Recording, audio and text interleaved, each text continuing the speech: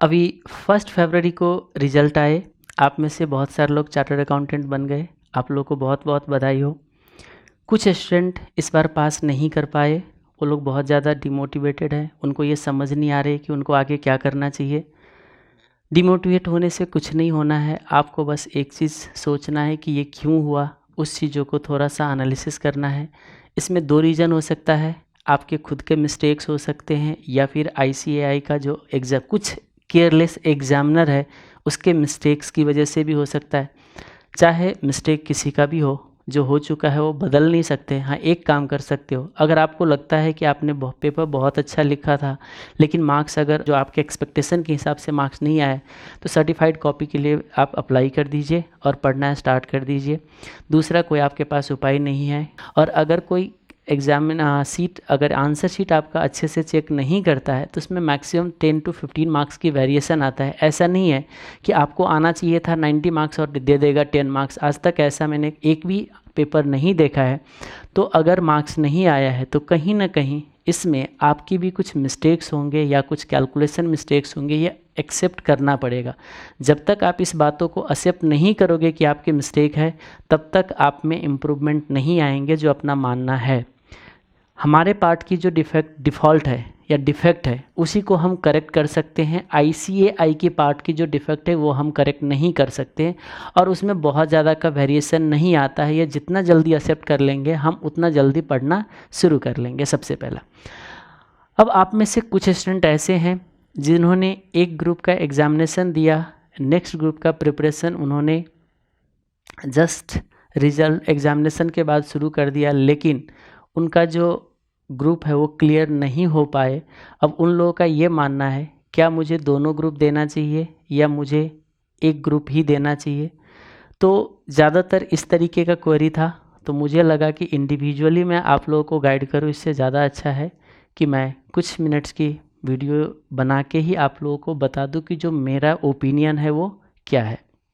देखिए, मेरा मानना ये है कि अगर आपने एक ग्रुप के लिए अपीयर हो गए थे और एग्ज़ामिनेशन के बाद अगर आपने नेक्स्ट ग्रुप का प्रिपरेशन स्टार्ट कर लिया था, तो आपने कितना कंप्लीट कर लिया कोर्स, पहले ये एनालाइज़ कीजिए। आपको लगता है कि मैंने 60% कोर्स कंप्लीट कर लिया था, तो अगर 60% कोर्स कंप्लीट कर लिए थे या 70% कोर्स कंप्लीट कर चुके हो तो आपको दोनों ग्रुप के लिए अपीयर हो जाना चाहिए। लेकिन उसमें एक चीज़ ध्यान रखना है कि आपको अभी भी पहला प्रायोरिटी वो होना चाहिए जो आपने जिस ग्रुप के लिए अपीयर हुए थे।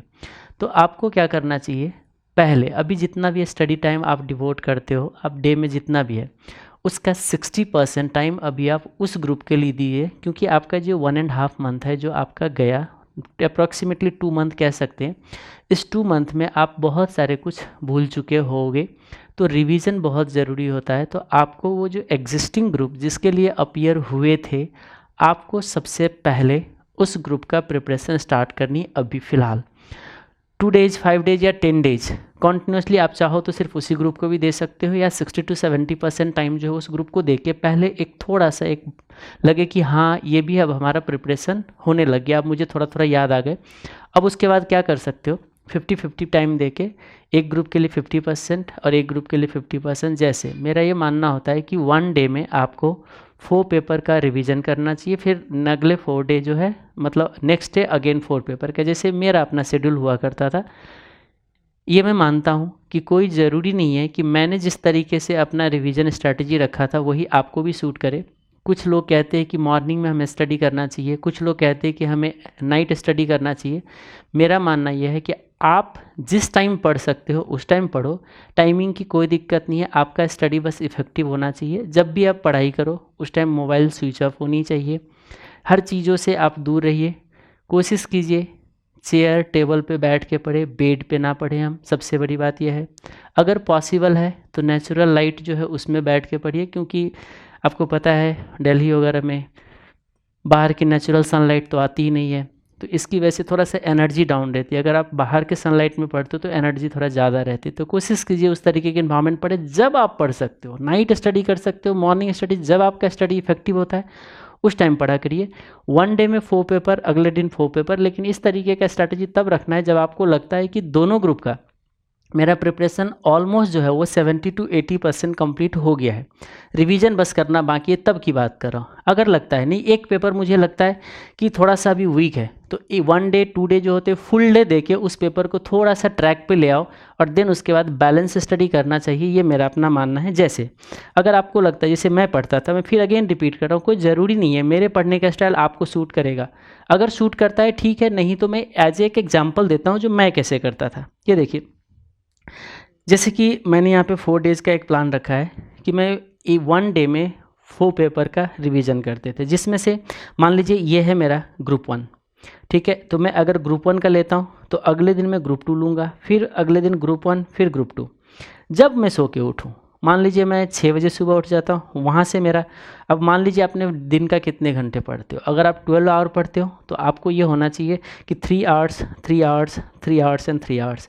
बट मुझे लगता है चलो अभी तो 12 आवर भी चल जाएगा, लेकिन एग्जामिनेशन टाइम में तो ऑटोमेटिक आपका 14-16 आवर्स तक तो जाता ही जाता है, सारे स्टूडेंट का जाता है, जो मेरा अपना मानना है, ठीक है। तो उस टाइम पे आपका बढ़ा दीजिए, आपका ब्रेक होना चाहिए इसके बीच में होना चाहिए।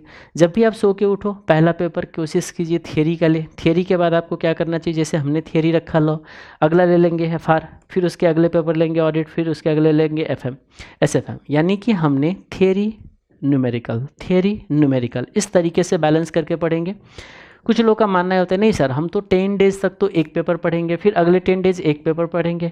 हो सकता है कुछ लोग को ऐसे सूट करे। मेरा ये मानना है कि अगर आप जब 10 डेज़ तक एक पेपर पढ़ रहे हो तो बाकी के जो 7 पेपर है वो बाकी के 7 पेपर कहीं ना कहीं आपका साइड हो जाता है, और जितना फ्रीक्वेंटली आप रिविज़न करोगे उतना ही ज़्यादा आपको माइंड में सेट होगा, ये मेरा मानना है। ज़्यादा से ज़्यादा रिवीजन की ज़रूरत है और कम टाइम इंटरवल में ज़रूरी है। अगर आपने जैसे ही 10 डेज या 1 वीक एक पेपर लिया, 1 वीक इस पेपर, इस तरीके से क्या होगा बीच में ना बहुत ज़्यादा बड़ा गैप आ जाएगा, जिस गैप के बाद जब आप नया फिर से वो पेपर पढ़ना है स्टार्ट करोगे तो उस टाइम पर आपको लगेगा कि अरे मैं तो सारा कुछ भूल गया। इसीलिए मेरा अपना मानना है कि आपको कॉन्टीन्यूस बेसिस पे रोटेशन करते रहिए। अरे देखिए 3 आवर 4 आवर अगर एक पेपर पढ़ते हो कम नहीं होता है, ठीक है। तो इसीलिए आपको 1 डे में 4 पेपर, अगले दिन अगेन 4 पेपर, इस तरीके से आप अगर स्ट्रैटेजी बनाते हो तो मेरे हिसाब से वो ज़्यादा बेटर होगा। और इसमें एक और भी चीज़ होती है, एक बार अगर आपने फर्स्ट डे लॉ लिया, अगर आपने फर्स्ट टाइम मतलब स्टार्टिंग में सो के उठने के बाद, तो आपको अगले जब आप ग्रुप 1 पढ़ रहे होगे तो मेरा मानना ये है कि आपको सेम पेपर मत लीजिए, फिर उसके बाद आप दूसरा थियरी पेपर लीजिए। और जैसे आपने यहाँ पे शाम के टाइम पे, अगर आपने शाम या नाइट के टाइम पे अपने एसएफएम लिया था तो अगले बार जो होगा ना थोड़ा सा पहले ले लीजिए। इसका भी एक रीज़न है, क्योंकि बहुत बार क्या होता है आपकी जो इनफेक्टिव टाइम जो होता है, आपका जो वेस्टेज ऑफ टाइम जो होते हैं ना, ज़्यादातर केस में सेम टाइम हर दिन होगा। जैसे मान लीजिए शाम का टाइम अगर आपका ज़्यादा वेस्ट होता है तो हो सकता है एसएफएम के टाइम में आपने 3 आवर्स का शेड्यूल रखा लेकिन आपने 2 ही घंटे पढ़ पाए, ठीक है, तो 1 घंटे का वेस्टेज हुआ। तो बार बार हर दिन हो सकता है कि अगले दिन भी आपका एसएफएम ही सफ़र करता जाएगा। तो इसलिए आपको रोटेशन कर देना है ताकि बैलेंस स्टडी होता रहे, ठीक है। फिर कुछ लोगों का मानना ये होता है कि सर थियरी में कम टाइम देना चाहिए, न्यूमेरिकल में ज़्यादा टाइम देना चाहिए। देखो किसी के साथ पार्शलिटी नहीं करना चाहिए, वो थियरी भी आपको पास कराता है, न्यूमेरिकल भी पास कराता है। आपको जो भी पार्शलिटी करना है आप एग्जामिनेशन से पहले कर चुके हो, रिवीजन के टाइम में किसी के साथ पार्शलिटी मत करिए। जितना वेटेज आपके लॉ की है उतना ही वेटेज आपकी एसएफएम की है। अगर एसएफएम को ज़्यादा टाइम देना था तो आपने पहले दे चुके हो, क्लासेस के टाइम में आपने ज़्यादा दिया, रिवीजन के टाइम में आपने ज़्यादा दिया, एग्जाम से पहले आप क्यों किसी को ज़्यादा और कम करना चाहते हो। फिर भी अगर आपको लगता है नहीं कोई पेपर मेरा वीक है, जिसका स्टडी मेरा बहुत ज़्यादा नहीं हो पाया है, उस तरीके के पेपर को आप क्या कर सकते हो, 2-4 दिन के लिए ज़्यादा टाइम दे के उसको बैलेंस कर लीजिए, फिर उसके बाद आपको सेम टाइम डिवोट करना चाहिए, मेरा अपना मानना है। वैसे ग्रुप 2 में जाएंगे, ग्रुप 2 में भी ऐसे ही आप क्या कर सकते हो, ग्रुप 2 का भी आप अपना ये कर सकते हो। लेकिन अगेन मैं रिपीट कर रहा हूँ, ये जो मैंने आपको एक कह सकते हैं एक छोटा सा एक रफ एग्जाम्पल दिया हूँ किस तरीके से स्टडी प्लान रहना चाहिए, वो उनके लिए है जिनका 8 पेपर बैलेंस हो चुका है, अब बस एग्ज़ाम से पहले मुझे रिवीजन करने हैं, उन तरीके के स्टूडेंट के लिए, ठीक है। अब मैं एसएफएम का फैकल्टी हूँ, तो स्टूडेंट ये भी जानना चाहते हैं कि एसएफएम को कैसे रिवाइज़ करना चाहिए।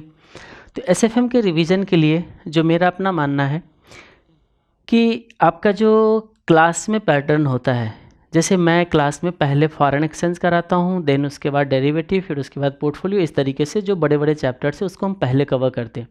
लेकिन जब आप एग्जामिनेशन से पहले रिवीजन कर रहे हो तो आपको उस पैटर्न पे नहीं करना है, क्योंकि होता क्या है, हमने क्लास में जब फॉरेन एक्सचेंज आपको कराया, स्टार्टिंग में जो भी चैप्टर हम पिक करते हैं उसमें ज़्यादा अटेंशन होती है आप लोगों का, उसका जो प्रिपरेशन होती है वो आपको पहले से कॉन्फिडेंस उस चैप्टर में ज़्यादा होता है। तो अभी एग्जामिनेशन टाइम में अगेन बार बार एक ही चीज़ों को रिपीट करके आपको टाइम वेस्ट नहीं करना है। तो इसलिए क्या करना है, छोटे छोटे चैप्टर जिसका वेटेज ज़्यादा है और जो कॉन्टिन्यूएशन में जो लिंक बनता है उस तरीके से आपको रिवीजन का पैटर्न रखना चाहिए, रिवीजन का सीक्वेंस रखना चाहिए, जो मेरा अपना मानना है। एक सीक्वेंस बनता है रिवीजन का, वो ये बनता है, सबसे पहले आपको टाइम वैल्यू कर लेना चाहिए, क्योंकि ये देखिए बेसिक है। कुछ लोग कहते हैं सर टाइम वैल्यू में क्या रिवीजन करना है, टाइम वैल्यू में हमें रिवीजन करने लायक कुछ नहीं होता है, एनालिसिस करना होता है।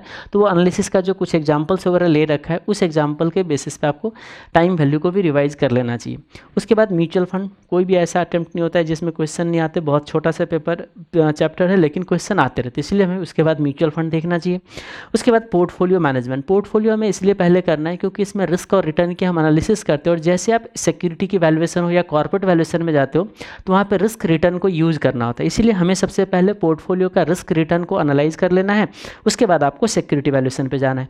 अब क्या होता है, सिक्योरिटी वैल्यूएशन से लिंक है हमारा मर्जर, और क्वेश्चन भी बहुत ज़्यादा आता है, इसीलिए आपको ये करना चाहिए। अगर कोई सीएमए का स्टूडेंट हो, अगर कोई सीएमए का स्टूडेंट है तो उसको मर्जर एंड एक्विजिशन नहीं पढ़ना होता है, एसएफएम में नहीं पढ़ना होता है, उसको पेपर 20 में करना होता है। अगर दोनों ग्रुप दे रहे हो सीएमए का स्टूडेंट तो आप फिर उसमें भी पढ़ सकते हो, लेकिन नहीं, आप अगर सिर्फ एसएफएम के लिए अपियर हो रहे हो, ग्रुप 3 के लिए, मैं सीएमए के स्टूडेंट की बात कर रहा हूँ, तो उनको जो है वो मर्जर एंड एक्विजिशन वो स्किप कर सकता है।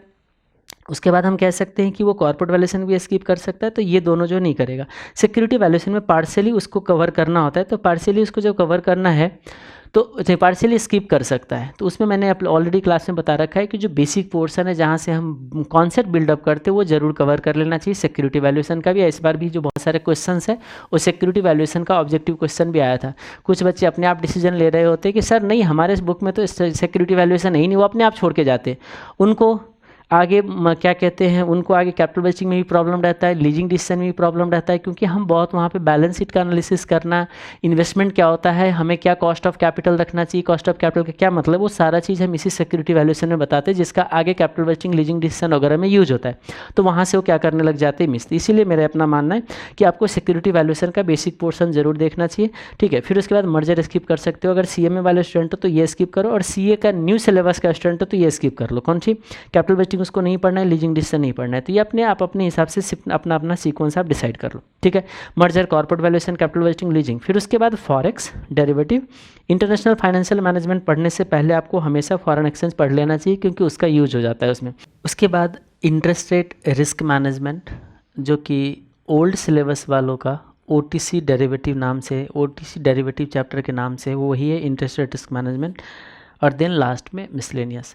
मिसलेनियस कोई चैप्टर नहीं होता है, जो चीज़ मेन चैप्टर में हमारा कवर नहीं हो पाया है वो जो है हम बचे कुछ पार्ट जो है मिसलेनियस में डाल देते हैं। फैकल्टी वाइज मिसलेनियस चैप्टर का जो कंटेंट्स होगा वो बदल जाता है। अब सीए फाइनल न्यू सिलेबस वाले को भी मिसलेनियस पढ़ना है, क्योंकि अभी के जो नए स्टडी मैट है उसमें मनी मार्केट इंस्ट्रूमेंट का कुछ क्वेश्चंस वगैरह को एडिशन किया है, जो कि हम कह सकते हैं एक कोई चेंजेस जो है आपका एसएफएम के अंदर वो वही है, बाकी कोई बड़ा चेंजेस नहीं है। सुनी सुनाई बातों में आप लोग मत रहा कीजिए, ठीक है, क्योंकि यहाँ पे हवा बनाना लोगों को ज़्यादा आता है, हकीकत से भागते हैं, और ये भी मान के चलते लोग कि हम जितना ज़्यादा हवा बनाएंगे स्टूडेंट जो है मेरा updated revision lecture, amendment lecture खरीदेंगे। ये भी एक स्ट्रैटेजी होता है लोगों की, टीचरों की मार्केटिंग स्ट्रैटेजी होता है, ये भी चीज़ थोड़ा ध्यान रखा कीजिएगा। हकीकत ये है कि जो नवंबर 2020 में जो स्टडी मैट इशू किया है इंस्टीट्यूट ने, उसमें वैसे तो काउंटिंग के पॉइंट ऑफ व्यू से देखोगे तो 200 क्वेश्चन से अप्रॉक्सीमेटली एडिशन किया है, लेकिन आप अगर अपने नोट्स ढूंढने जाओगे या आप अगर जो आप जिस चीज़ों से पढ़ते थे वो आपके बुक में सारे ऑलरेडी पहले से कवर्ड है। ये चीज़ आप हमेशा याद रखिएगा।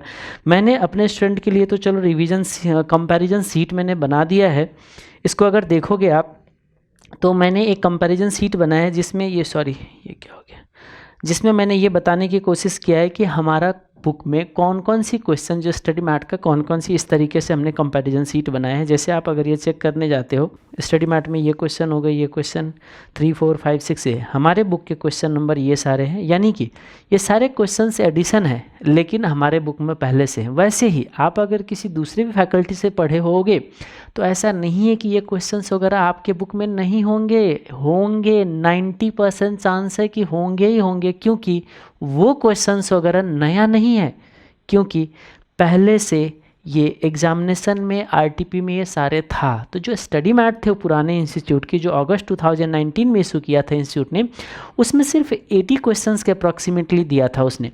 तो क्या अभी तक एग्जामिनेशन में सिर्फ 80 ही क्वेश्चन आया था? इसीलिए, और आप बताओ, आपके जो टीचर जिसने भी बुक क्वेश्चन दिया है, चाहे कोई भी फैकल्टी से आपने एसएफएम पढ़ रखा हो, चाहे आप कहीं से भी, तो क्या आपके बुक में सिर्फ 80 ही क्वेश्चन है?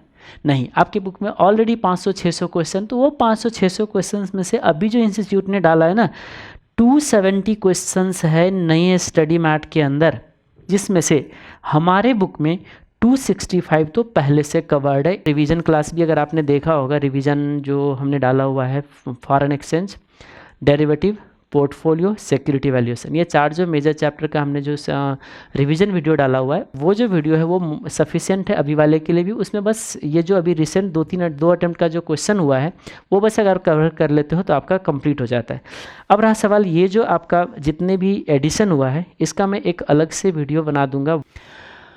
अब कुछ लोगों का ये मानना होता है कि अभी के जो पेपर है नवंबर 2020 और जनवरी 2021, ये तो सर बहुत टफ थे।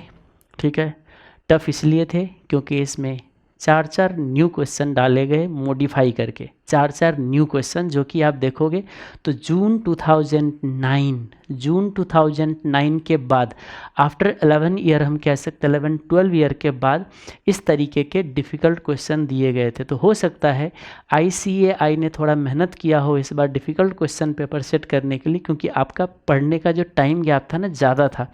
इंस्टीट्यूट को लगा कि ज़्यादा आसान क्वेश्चन दे देंगे तो ये सब तो ऐसे चुटकियों में सॉल्व कर लेंगे, ज़्यादा से ज़्यादा चार्टर्ड अकाउंटेंट बन जाएगी। इसीलिए शायद उन्होंने प्रोडक्ट को लिमिट करने के लिए शायद थोड़ा सा मेहनत करके क्वेश्चन बनाए हैं। ऐसे क्वेश्चन के पैटर्न बहुत हमेशा फॉलो नहीं होता है। और मैं कहता हूँ कि अगर आपने लॉजिकली पढ़ लिया तो उस क्वेश्चन को भी आप फेस कर सकते थे। लेकिन ओल्ड सिलेबस वाले का देखोगे तो पेपर जो है बहुत ही नॉर्मल था, और यही रीज़न है कि अभी के रिजल्ट में ओल्ड सिलेबस वाले का कंपैरेटिवली ज़्यादा मार्क्स आया है न्यू सिलेबस के कंपैरिजन में। आप देखिए, आप तो इतना सोशल मीडिया वगैरह पर रहते हो, ढूंढिए कि ओल्ड सिलेबस वाले का मैक्सिमम कितने मार्क्स गया है। ओल्ड सिलेबस वाले में तो आपको 90 के ऊपर बहुत सारे दिखते हैं। हमारे भी बच्चे 87-90 आए हुए हैं। अब वहाँ देखोगे जो न्यू सिलेबस वाले का, तो उसमें 80-90 नॉर्मली नहीं दिखता। ठीक है, हमारे वाले में तो 79 दिखे हैं, एग्जाम्शन तो बहुत सारे का है। लेकिन एक चीज़ मैंने देखा है, न्यू सिलेबस वाले का जितने ही मार्कशीट भेजा है, जिनका भी SFM में पास है वो ऑलमोस्ट पास है। तो ये चीज़ है। तो देखो, एक्सेप्शनल क्वेश्चन जो आपके आ रहे, तो आपके लिए नहीं, वो सबके लिए है। उसके लिए ज़्यादा आप रेफरेंस बुक्स वगैरह में भटकने की ज़रूरत नहीं है। आपने जितना पढ़ा है वही काफ़ी है।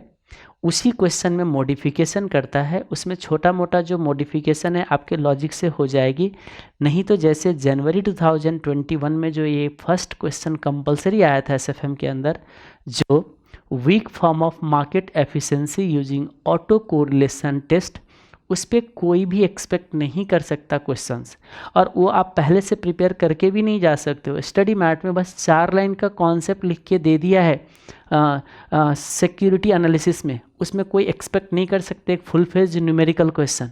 ठीक है, तो वो एक्सेप्शनल पार्ट था, वो उसके लिए कोई प्रिपेयर नहीं थे। अगर आपको लगता है कि नहीं हम ये भी पढ़ लेते, ज़्यादा पढ़ने से कुछ नहीं होना है। जो पढ़े हुए हैं उसी को थोड़ा सा बढ़िया से आप प्रिपेयर कीजिए, लॉजिकली प्रिपेयर कीजिए, मोर देन सफिशिएंट है।